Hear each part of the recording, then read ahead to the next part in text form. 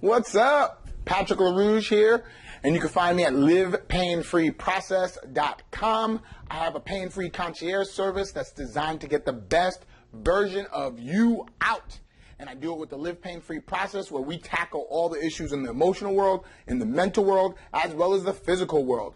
This is the month of shoulder pain. Last week we talked about the concept of what happens in your pain-free mindset. How are you addressing the world? How are you looking at what's happening in the world that's getting you to go into this fight or flight place that you're not joyously loving your experiences? Even bad things you can find a silver lining in, or you can defend yourself in a positive manner rather than just staying here. Once you stay in this rolled position, your body's going to say, all right, I need to pick myself up because I need to look at the horizon, for instance, and it's going to pick itself up using the lat. And then what's going to happen, your body's going to start rearranging how your shoulder's supposed to work in a fluid manner, and that's when you start getting overworked issues like bicep tendonitis, posterior capsulitis, frozen shoulder. In the catastrophic world, frozen shoulder, balloon tendons, all these things start popping up. So what we're going to start doing is, number one thing that we have to do is, if you start getting shoulder pain, stop doing what you're doing to get the shoulder pain. I see countless people say, my shoulder hurts when I do this. Ow, ow. So I was like, all right, stop. But sometimes I can get it past it, then it no longer hurts. And you go, see, I can do it now. Then I can do this, but it just never goes away because your body stopped you at one point, but you blew past it.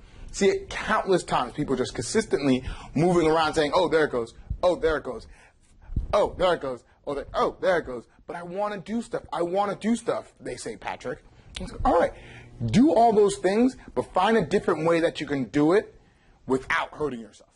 That's number one. Number two is you want to keep the shoulder joint moving. You want to keep blood flow going to the area. That's number one. That trumps everything. The more blood flow you can get to the area, as soon as you get it to the area, the faster it will heal. So what I want you to do is stop doing the ows, ows, ows. Find a way to look at yourself and say, this is as far as I can go. This is where I want to take it, because this gives me movement. Because what your body is hardwired to do is give you pain to stop you from moving, isolate the area from moving so it no longer hurts itself, combine all the blood flow, everything that you need to do to stop further injury and to start to heal. Once it locks up an area, that's when it slowly starts to do stuff, if you allow it, if you bring yourself back down into a place out of fight or flight. Because right now, your body thinks something's wrong, put this aside, lock it up, and we're going to deal with the rest of life. If you do not change that mindset, change and give it a compelling reason, say, all right, let's relax, it will never heal. That's why so much pain happens right before you go to bed, because you finally let your fight or flight mechanism come down, and so your body says, let's heal. And it goes. It runs, it heals as fast as it can in that moment.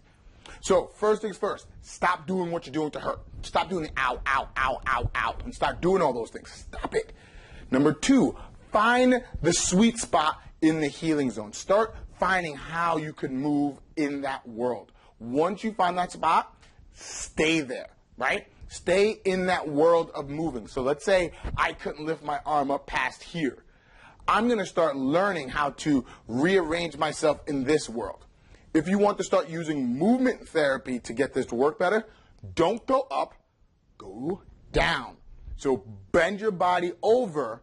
Gravity is now on your side, which now will naturally traction the joint. Stay in that world first. Stay traction the joint. So do something called a pendulum. All you have to do is bend over, allow the hand to try to traction away from the body onto the floor, and just let it swing, let it hang. This will start to traction some of the joint. If you have a joint issue, that will help, number one. Number two, it will start to get the muscle tissues to see a different way of moving.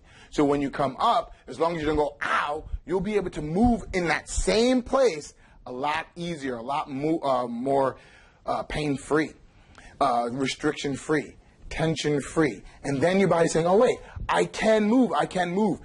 Do that long enough, your body will start to shift from, oh, wait, I'm not in danger anymore. Let's give them a little bit more. So you might get a little bit more, not the whole thing, not in any different range of motion. It just might give you a little bit more.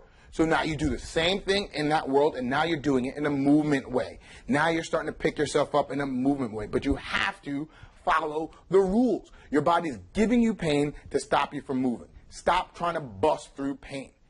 Give your body a compelling reason to come out of its shell. Bring down your fight or flight mechanism. Look, feel what's happening in that shoulder. See, I can only move in this range of motion, so let's deal with that for now. And then rearrange all the things that you want to do in that sweet spot. So let's say I had a problem with reaching out. What I would do is step forward and reach just this far if I was going to shake somebody's hand. Use your body. Use everything that needs to happen, but stay in your sweet spot. That's it. Keep that up, and you'll start to move better. Next week, we're going to be talking about action steps you can do, mainly in the trigger point world.